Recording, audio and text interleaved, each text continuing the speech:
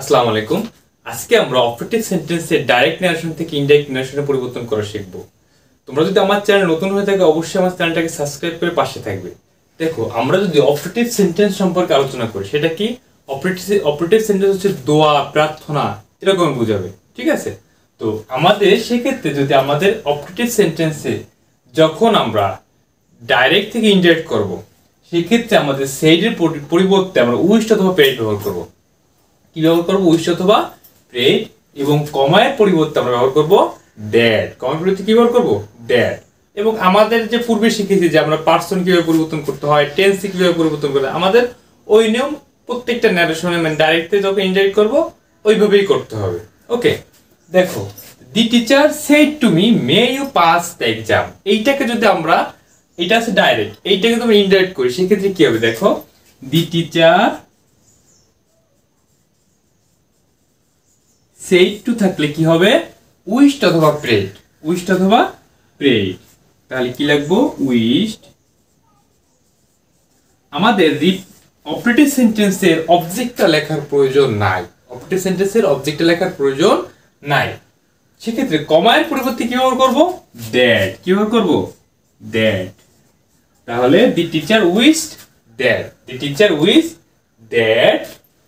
এখন may you pass the exam, এখানে may দ্বারা শুরু হয়েছে। অপারেটিভ সেন্টেন্স সাধারণত মে দ্বারা শুরু হয়, মানে আশীর্বাদ, দোয়া, এভাবে প্রার্থনা।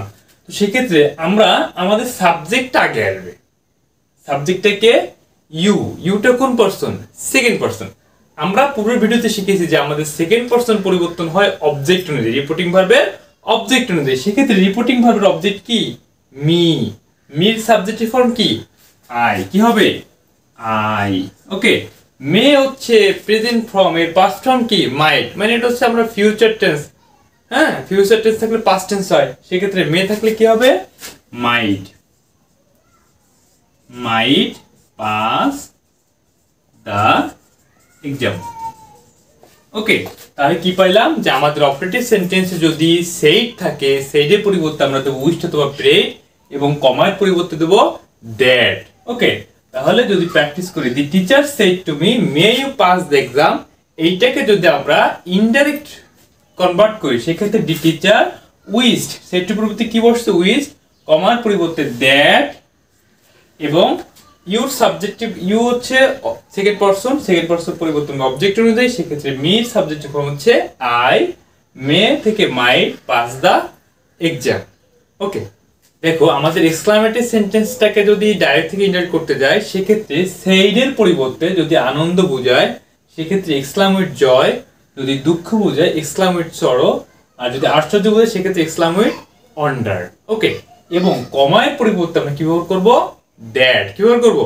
দ্যাট। ওকে, সেক্ষেত্রে he said hurray we have won the game, এইটাকে যদি আমরা ডাইরেক্ট থেকে ইনডাইরেক্টে কনভার্ট করি সেক্ষেত্রে দেখো, হি সেইড, এইখানে দেখো hurray we have won the game, কি বুঝাইছে? আনন্দ বুঝাইছে। তাহলে হি এক্সক্লাইম উইথ জয়, কি বুঝাইছে? যেহেতু আনন্দ বুঝাইছে সেক্ষেত্রে কি হবে? জয়। এবং কমার পরিবর্তে কি হবে?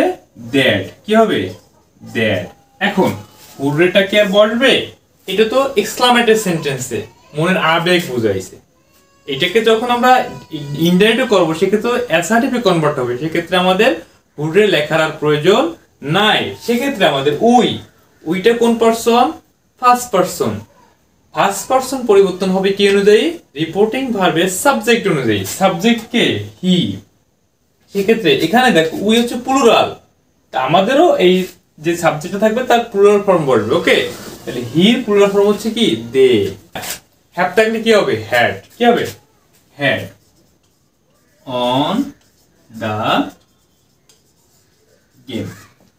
ওকে,